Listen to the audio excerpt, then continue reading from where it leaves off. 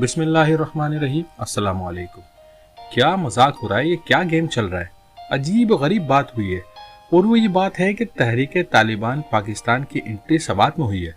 और इससे भी ज़्यादा ख़तरनाक कि जो तकरीबन सारे न्यूज़ चैनल पर चल रही है कि पीटीआई के वज़ीर आला महमूद खान समेत बहुत सारे वज़रा पीटीआई के जिन्होंने जान बचाने के लिए भत्ता देना शुरू किया है। बहुत ही अजीब बात यह है।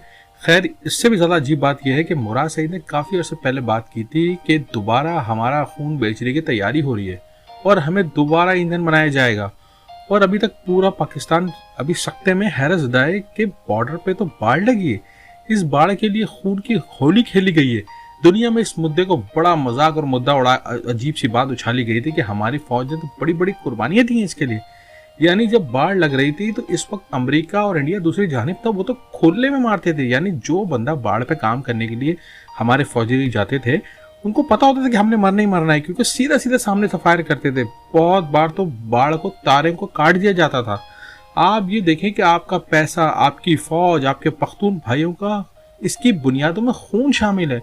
अब मसला यह है कि पाकिस्तानी हैरान है कि टीटीपी आई कहाँ से, इनका किससे मुआहदा हुआ। हुकूमत से मुआहदा हुआ है, किससे हुआ है।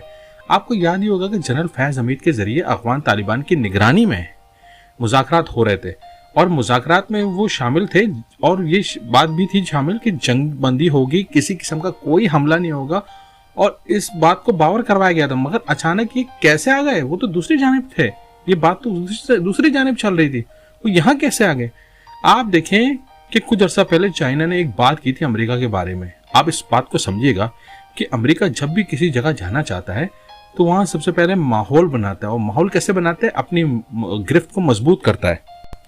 और आप ये समझें कि फिर अमेरिका अपनी फौजें उतारता है, फिर मांगता है अड्डे, फिर होते हैं फसाद शुरू और तबाही।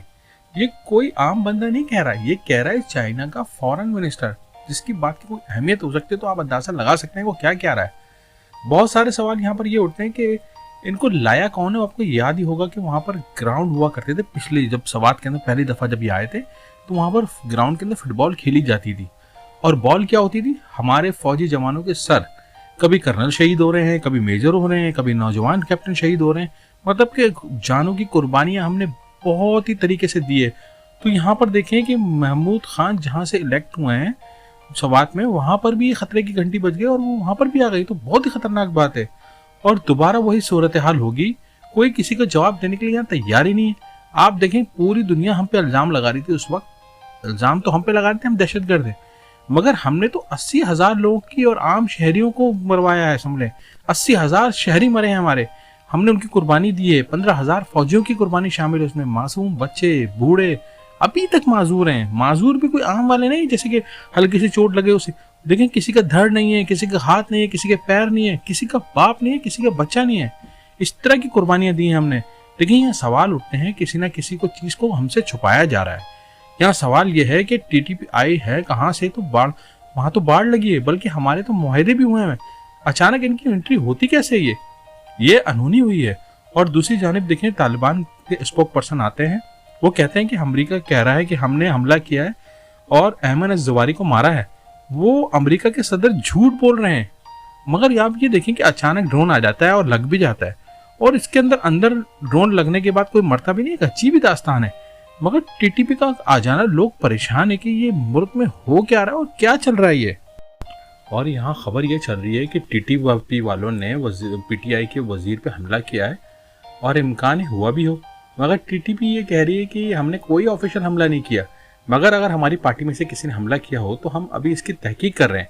वहाँ टीटीपी ने वाज़ेह सवात में एंट्री कर दी है, बल्कि आवाम ने टीटीपी के दहशतगर्दों को पकड़ा भी है और उनको धोया भी है। और सवात में दीर समेत बहुत सारी जगहों पे एहतजाज भी हुआ है कि टीटीपी वाले रातों रात कैसे आ गए हमें। और ये जो बाढ़ लगाई है ये किस मकसद के लिए लगाई गई है, क्योंकि दूसरी जानिब तो कोई बात ही नहीं हुई और ना कोई आंसर है दहशतगर्दी का हमारे यहाँ। मगर देखें अगर ऐसा मामला भी हो तो हमें चाहिए कि हम अपनी एयरफोर्स के जरिए इनके ठिकाने उड़ा दें और हमारी फौजी कार्रवाई हो। बल्कि हमने दूसरी जानिब बहुत बड़ी कुर्बानी भी दी है और हमने इनके ठिकानों को उड़ाया भी अफगानिस्तान के साइड पे। हमारे जनरल फैज हमीद जो ISI के चीफ भी रहे और कोर कमांडर पेशावर भी रहे, इनकी बड़ी खिदमत है, बड़ी अचीवमेंट है। और आप देखें कि भारत समेत अमेरिका, बल्कि दुनिया की बड़ी बड़ी एजेंसी आज तक हैरान है कि अमेरिका के जाते ही उन्होंने सोचा था अफगानिस्तान की जंग जो है पाकिस्तान आ जाएगी, मगर आपकी फौज ने कमाल तरीके से इसको मैनेज किया है। मगर सवाल ये उठता है कि यहाँ कैसे आए। कुछ लोग तो कह रहे हैं इनसे मुआहिदा हुआ है, इसके तहत आए। देखिए जो मुआहिदात होते हैं उनमें फिर हमले नहीं होते और ना ही कोई और चीज होती है, वो तो हमले भी कर रहे हैं और वो कह रहे हैं कि दोबारा फाटा की हैसियत को बहाल कर दो, जो आपने इंतजाम किया इसको दोबारा पुरानी पोजीशन पे ले आए और सीधी सीधी इन्वॉल्वमेंट कर रहे हैं भाई। वो तो ओ भाई वो सीधा सीधा कह रहे हैं कि हम शरीयत लाएंगे और शरीयत नाफिज करेंगे। भाई शरीयत आपको पता है क्या है? क्या इनको पता है ये होती भी क्या चीज़ है? वहाँ देखें तालिबान कह रहे हैं कि अमेरिका ने दावा किया है कि हमने अयमन जवारी को मारा है। तो अमेरिका ने वहाँ पर किसको मारा है? वहाँ पर देखें DGI स्पाई ने कहा हमने तो अपनी ज़मीन ही इस्तेमाल नहीं की, हमने सवाल ही नहीं पैदा था हमने ज़मीन दी हो।